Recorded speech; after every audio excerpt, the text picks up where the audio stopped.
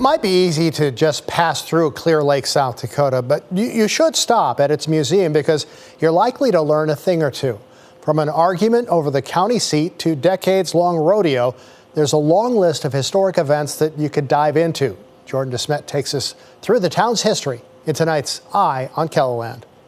Someone who might know the Clear Lake area better than nearly anyone is Keith Diekman. It's the only place I've ever lived. I've lived on the same place for 77 years now. Diekman is also a board member with the Clear Lake Historical Society. The museum is usually closed with no heat for the winter, but Diekman and other members of the museum board were gracious enough to let us inside for this report.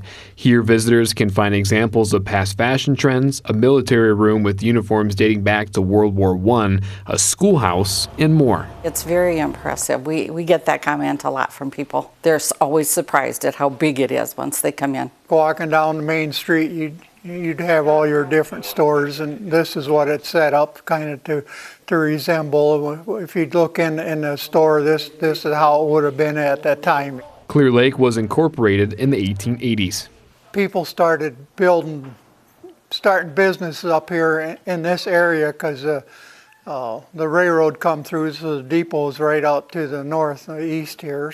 The town is just west of a lake bearing the same name. According to Diekman, the name's inspiration is straightforward. You could just look down at any place you was in the lake, you could see the bottom of the lake. Also just outside of town is the Crystal Springs Rodeo. The museum has an entire exhibit dedicated to it. It got off the ground thanks to the vision E.W. Weisel had in the 1940s. He was checking cattle and he thought, this would be an ideal place for a rodeo because it's hills all the way around it. There's good seating. Packing people in every year, the rodeo has been a mainstay for around 80 years. It just kind of keeps growing all the time. And we have to thank the outside people coming here because there's people I know from Minnesota and they've only missed a couple rodeos in their lifetime. Another staple of Clear Lake is the Dual County Courthouse, which is right behind me. How it ended up in Clear Lake is actually an interesting story. The first courthouse in Dual County was in Gary, located about 15 miles to the northeast.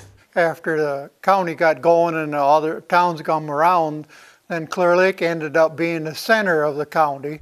So there was a push to move the courthouse to Clear Lake. But Gary didn't want to give it up at all. However, after years of back and forth, Gary would eventually lose the fight. A vote in 1890 made it official. It's just one of the many developments which have helped shape Clear Lake into what it is today. You always learn from history. It's always good to know how lucky you are that things are so much easier. With Eye on KELOLAND, I'm Jordan DeSmet. The museum is open on Monday afternoons from May through October or by appointments.